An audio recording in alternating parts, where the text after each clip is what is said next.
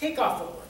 So takeoff footwork is right here. And takeoff footwork is designed as a dynamic motion to get you off the center point without much leg motion.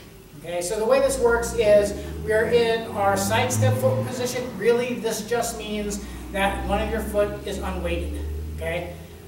Humans naturally, if you give them any period of time at all, nobody ever stands here like this at attention or at ease unless they're trained to do it or assigned to do it. Give them like a true relax and immediately you'll see people shift and so that their skeleton takes it with no effort from their muscles.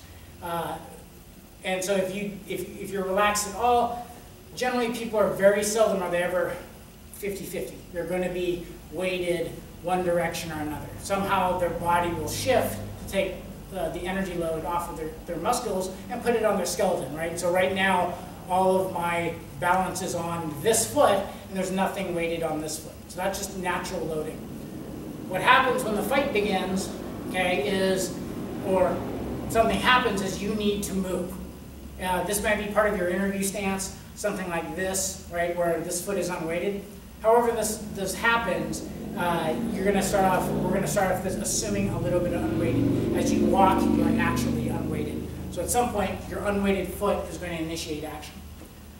So what happens here is we're going to use this reverse triangle. This foot is unweighted. We're going to use a little bit of that explosive side step here. And I'm going to turn, and I'm going to drop my ankle or my foot this way.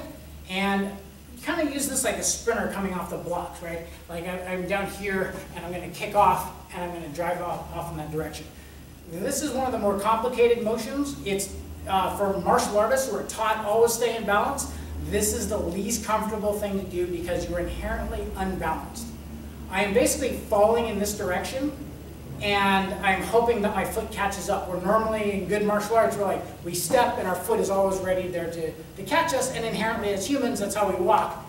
Our foot is always there to catch us. Bad things happen if you start doing this, and then you let your foot catch up. But what we want to do in this case is we want to get offline as fast as possible, and we don't have time to step in that kind. So what we're going to do from here is an explosive turn, drop, drive, and then I'm going to catch my foot over here. What I'm not doing is turn, drop, drive, big step, and tilting my head.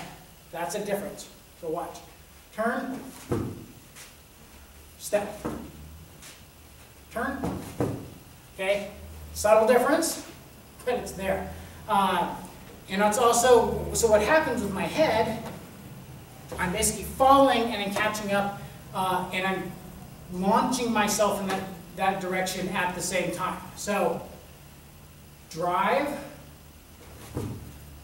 and catch. Okay? But really, I want to move my head from somewhere over here to somewhere over here.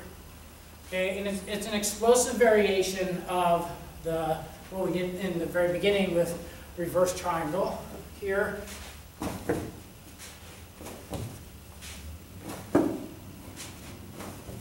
Okay. I've seen variations where people are using this for their unarmed draw, but explosively they're getting off of this, with their upper torso, off of this midline point.